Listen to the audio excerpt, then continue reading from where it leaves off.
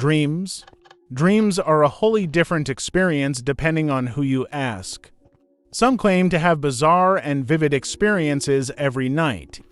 Others say they don't dream at all. If you were to ask me, I'd say it's not so black and white.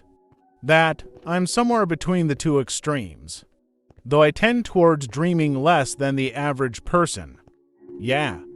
It's probably true we dream every night and just don't remember it, but for all practical purposes. That's the same as not dreaming at all. That's about where I stand with the subject, honestly. I prefer the nightmares, not the watch your family get murdered kind of nightmares. But those that are more ambient, unique. Always dragging a forked tail of dread beneath the surface. And while I enjoy a good spooker too, they can be a problem if they overstay their welcome. What I'm saying is, I don't like recurring dreams. Just the idea makes me uneasy, of your brain hitting the exact same notes as it had before. Make no mistake, I'm as skeptic as regular human doubt entails. And I don't believe dreams to have superstitious meanings, no divine messages for me. It's because it's like being forced to watch a movie again. And again, it was fun the first time, but it loses its charm on the second watch, and the third, and the fourth. The only difference is that when I have a recurring dream, it feels like the first time, and I only realize I've had it before after waking up. Anyway, the recursion I could pass off as coincidence. A child of stress, perhaps. That's if it's one dream.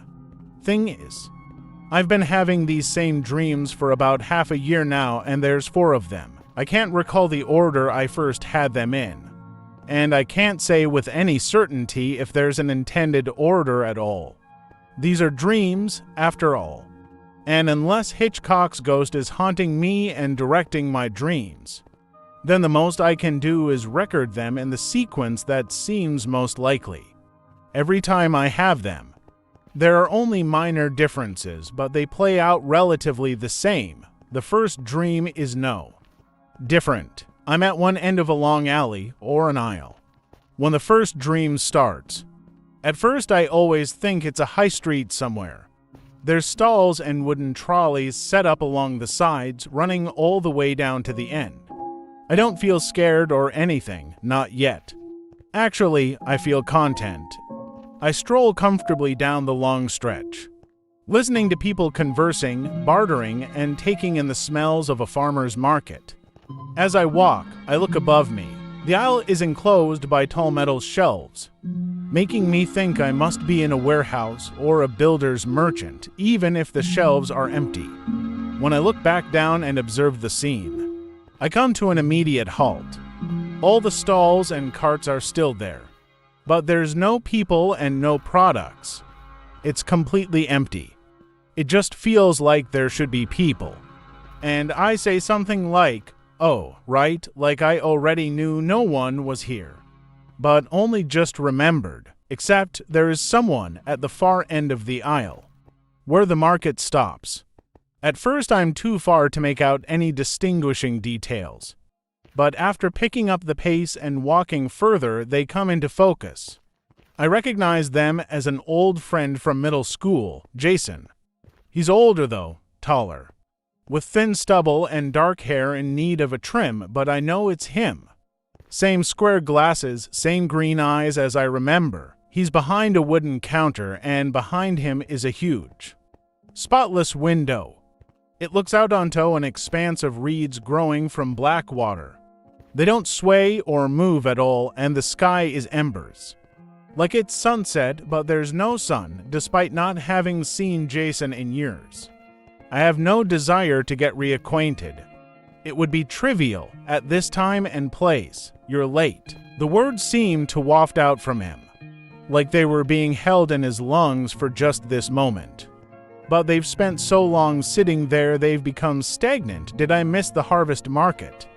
At first he stays quiet, though his lips remain parted. I think he might be shivering. Slipped away, he says, sighing and shaking his head like he said all he has to say. He raises an arm and points off to his left. I look in the direction he's pointing and see something. I'm not really sure what it is, not in the dream at least. It's brightly colored, almost cheery, and it's shiny. Rounded, hard, and shiny.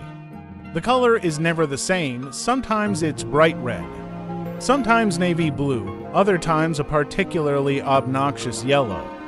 Jason starts to whisper something, but the dream always ends before I can make out what he's saying. Well, I wouldn't go so far as to say this dream is a nightmare. There's an undercurrent of things being out of place. It's like when you go somewhere and forget to bring something, but haven't yet realized it's missing if the somewhere was dark and empty.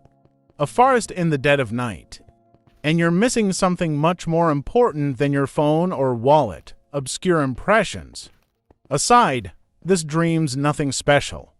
It's barely coherent. It's the other dreams I've been having that lend it gravity.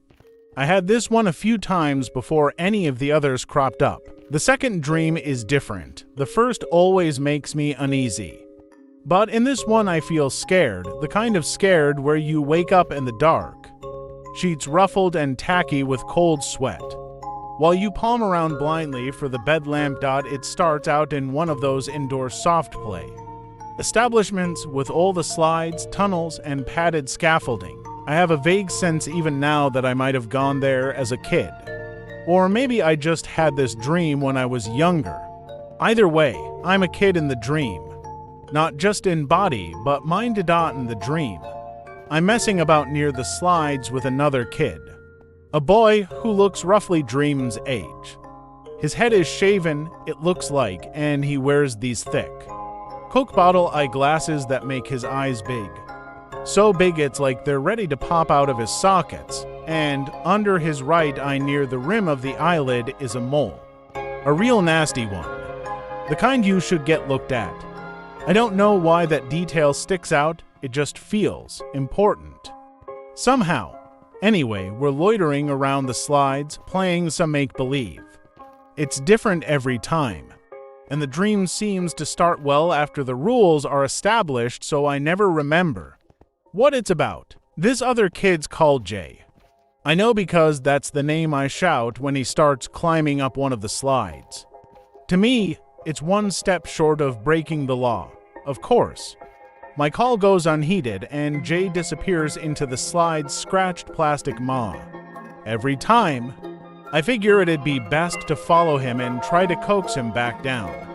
Child logic, give me a break. The slide itself is enclosed and has round holes on both sides, for all the safety regulations around slides.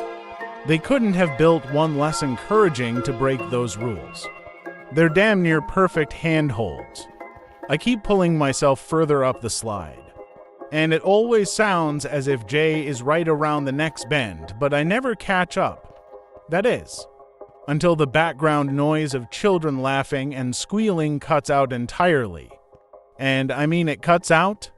It's then that I finally catch up to him, and I start to regret my decision to follow. Jay has turned around, poised with both hands hooked into the holes on either side.